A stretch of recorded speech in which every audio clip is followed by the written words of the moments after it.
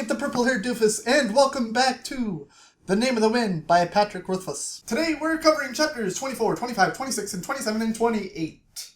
So I hope you've read that far, because I don't want to ruin anything for you. Chapter 24 talks about Kvothe learning so many skills in Tarbean, like stealing, and begging, and living off the street, and finding his own kind of hideaway where these two roofs of buildings kind of converge at an intersection. One night, while he's at his little hideaway, he's looking down in the alley between the two buildings, and he sees another beggar kid being attacked by the same bullies that bullied him.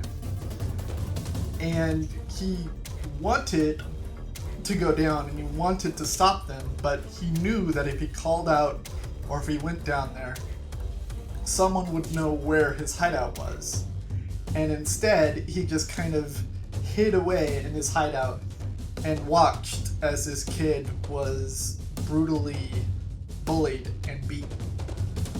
And felt just incredibly awful about that decision. The next chapter has Bast, his barkeep, asking him if life was so awful in Tarbean, why did he stay? And the thing is I've been on both sides of that conversation before. I've been the one to ask that question, and I've been the one to receive that question. And it is incredibly easy to ask it. It is incredibly easy to think that way. If life is so awful, why do you stay? And for me, it was because I felt, and it was kind of the same for Kvothe, I felt that I had nowhere else to go and that this is what I had deserved. And that's exactly how Kvothe felt. He felt he let down his family, he felt he let down his troop, so he had to live in this hellish situation because he had been kind of living it easy with his troop. At least that's how he felt. The next chapter begins with Kvothe walking around town and running into one of the bullies. And he is so frustrated with this bully that he actually pours kerosene all over him and burns him. Of course, this bully is surrounded by his friends, so he's quickly put out.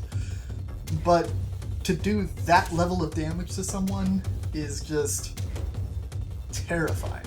Kvothe goes back to the bar where the storyteller is and finds out that the storyteller's name is Skarpi. And he strikes up a conversation with Skarpi, and that's where Skarpi gives him the rules about just sit and listen and enjoy my stories. After they talk a bit, Skarpi goes out to tell his story, and he's calling out for stories to tell. And all of the children have the same old stories that he's told time and time and time again. And that's when Kvothe starts thinking, and he remembers a story that he wanted to hear from his parents so much, but they would never ever tell him. And so he just calls out, "I'd like to hear the story of Larn." And the room just goes quiet. And Skarpi looks up, and he thinks about it, and there's a little tete-a-tete about how that story isn't one that should be told. But eventually, Skarpi concedes, and he tells the story. And because Kvothe had never heard it, he had no idea what the story was about. What this story is the story of a warrior who dies. And his wife is so heartbroken that she comes to his dead body and cries out and wails so loud and so heartfully in such passion that it brings the warrior back to life. This is a great ending to a story, but the problem is it's just the beginning. As the warrior goes out to battle and finds that he cannot be killed because he has been resurrected by his wife. The problem comes when his enemies go and kill his wife. Of course, he does the same thing. He goes to the body of his dead wife and he cries out with all the passion that he can muster. He cries out with all the pain that he has, and he just bares his soul trying to bring his wife back. But nothing happens. So we have this great warrior who has lost his wife and has lost the ability to die to meet his wife in the afterlife. And he becomes so frustrated that he destroys the lands, all of them, and just watches them burn. And we find out that this is actually the origin story of Haliax, the man of shadows that killed the troop and Kavot's parents.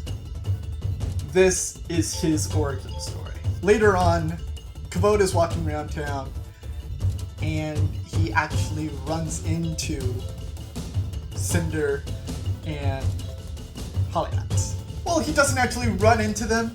He notices them from afar and notices them talking about how they can sense someone telling their story, and they can sense their story being spread, and they're talking about how they're going to find the person that told their story and they will kill that person. The next chapter has Kavot waking up and running down to the bar because he's late for Skarpi's story again. And he walks in the middle of it, and all we really get is a little snippet of what Skarpi was talking about, because almost right after Kavot walks in, the cops walk in, and the cops arrest Skarpi for telling the story of Larn. Apparently, these religious cops, okay, they weren't actually cops.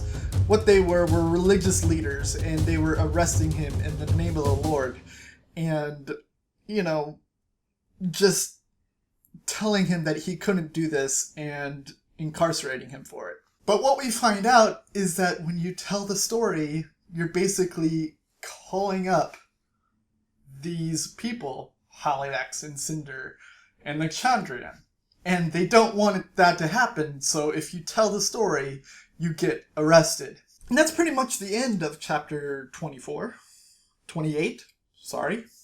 The question I have for you today, since this was all about stories that haven't been told or can't be told, what are some stories that you really wanted to hear as a kid that were never told, or that you heard later?